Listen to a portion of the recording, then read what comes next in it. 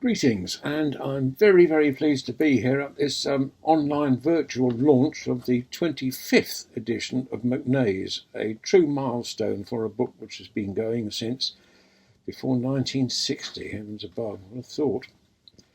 I think we ought to start, or I ought to start, I should say, by saying that while putting the book together is, of course, a great deal of work on behalf of myself and Mark Hanna, we wouldn't have been able to achieve it without the assistance of a very large number of lawyers, all of whom have given a huge amount of advice and assistance free of charge and with remarkable and never-ending willingness.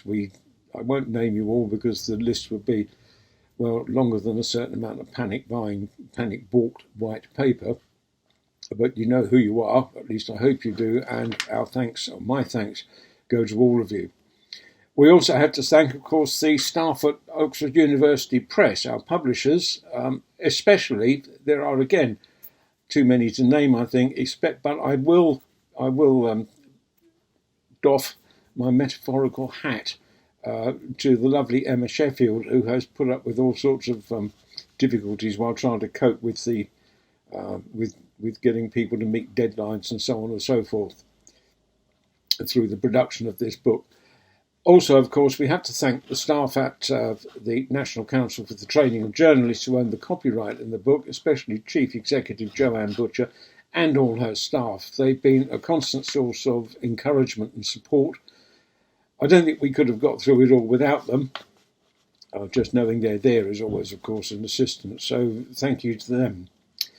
Mark and I have done our utmost to make sure that the book is as up-to-date and as authoritative as is possible, and as authoritative, of course, as it has always been ever since Mr. McNae's started all those years ago.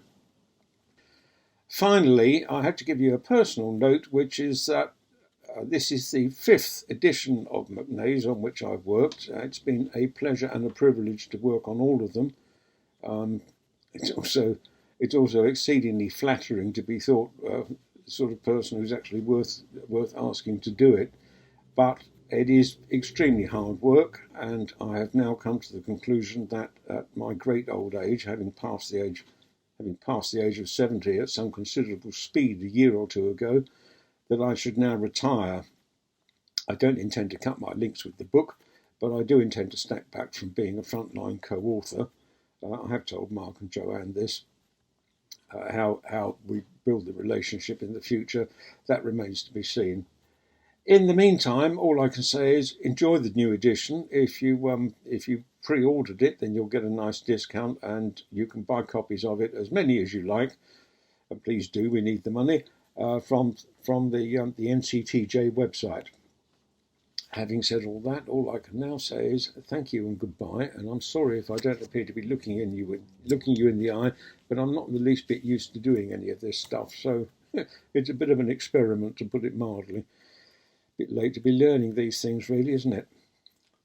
Cheerio. In the last couple of days, Mike Dodd, who is co-author of this latest edition of McNae's Essential Law for Journalists and has been with me co-author of the previous 4, has decided that's it, he's not going to author any future editions because he's got other fish to fry and he's going to enjoy his retirement. That's very sad for me because he's been a fantastic co-author and helped me avoid error and improve the way that I do things. Anyone who knows Mike knows he's irreplaceable. He's a trained barrister, for one thing.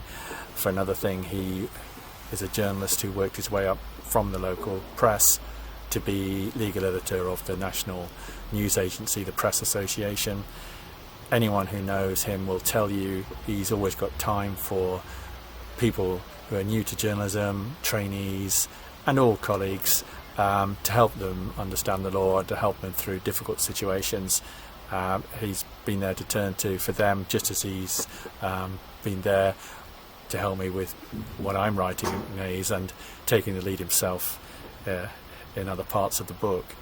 So Mike, I know you want to go, but we're not going to let you go entirely. I'm hoping you will have some role in future editions. I think you are up for that.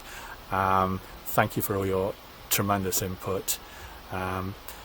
You've been in the Court of Appeal, you've won cases there, you've put Crown Court judges right when they try and stop open justice. You've done the same with magistrates and other legal officials, helping reporters challenge improper or over broad reporting restrictions. So you've been a frontline fighter all this time for journalists, and thank you again, and I know you will be there for me. I hope so anyway.